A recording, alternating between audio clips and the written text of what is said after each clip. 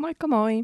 It's Riikka Kovasin here again, and this time it's the last August project and I'm doing some, tags, ATCs, cards. I'm not sure what these are, but I was inspired by a tea bag. Let's get started. As you can see, I had this tea bag kind of cut open, so I have a template, and first I'm measuring that how much paper will I need for 4, because the other little piece is then going to be the tea bags in a way. For the tea bag version, I'm using some paper artsy infusions. This is just walnut, and then I'm adding watercolors on top, so I get this different set of browns, kind of, watercolor effect, so they go nicely together and there's a variation of different colors in there. I'll use a lot of water, so I activate the little dye crystals that are in there and then just turn my attention to the other page. For that, I'm choosing to go with pinks and add a little bit of brown and green in the end, inspired by these focal points that I'm going to use. They are from B13 collection and have these teacups with teeny tiny animals, and the colors are kind of these pastel tones. I first wet the paper, then add the colors on top and layer, because the first layer is this really pale colors, but I'm then adding more pigment in there, also some splashes. I've sped the process a little bit, so you just see the background emerging, let's say.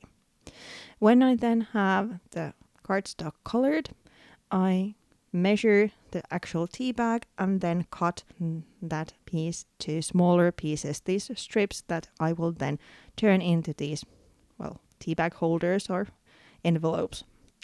I pattern each strip using some stencils and some inks, following that same color scheme, so there's the pinks and the greens going in. I've shown the process for one strip here, and then I'm repeating it to the other 3.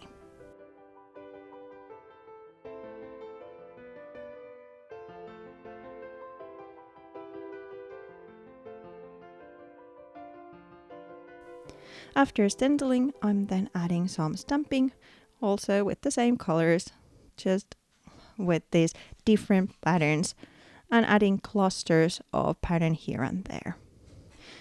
Some of these stamps are more solid, so they add a more contrast to the project, and others are more just thin lines, so they are just adding visual texture.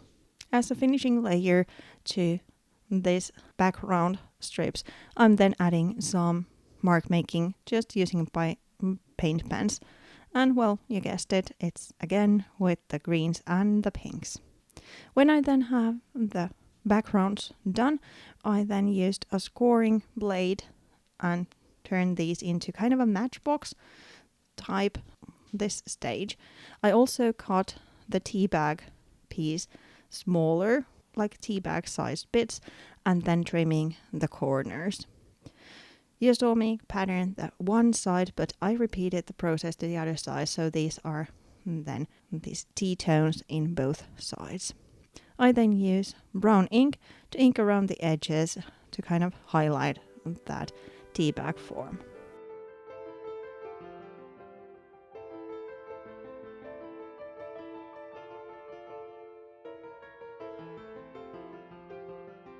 I also cut the corners from these little holders to match the pattern I have.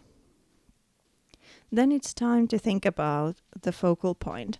I have these animals, like I said earlier, and I'm thinking where to place them, because, I'm just rolling with this project. I don't have a clear vision what I'm doing.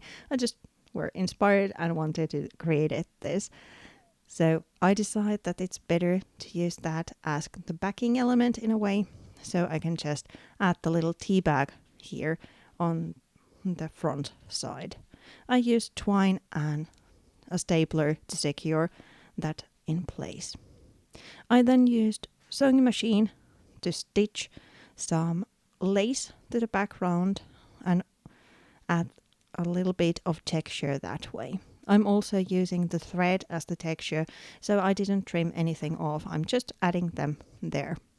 Then there's a bit of doily and also a piece of used tea bag as the bagging layers for the focal element. I'm then using foam tape to secure the animal in place and stapler to add those delicate layers together. I also used the sewing machine to secure the little bag or the holder of the tea bag together. Next, I'm then adding an eyelet to the lid, just a little detail.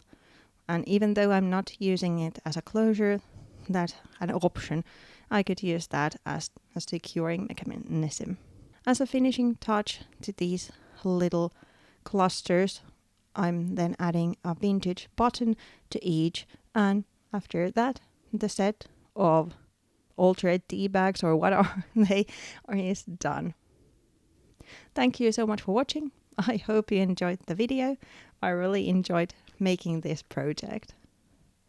Thanks again, and I'll be seeing you with a new series of videos in next month. Bye!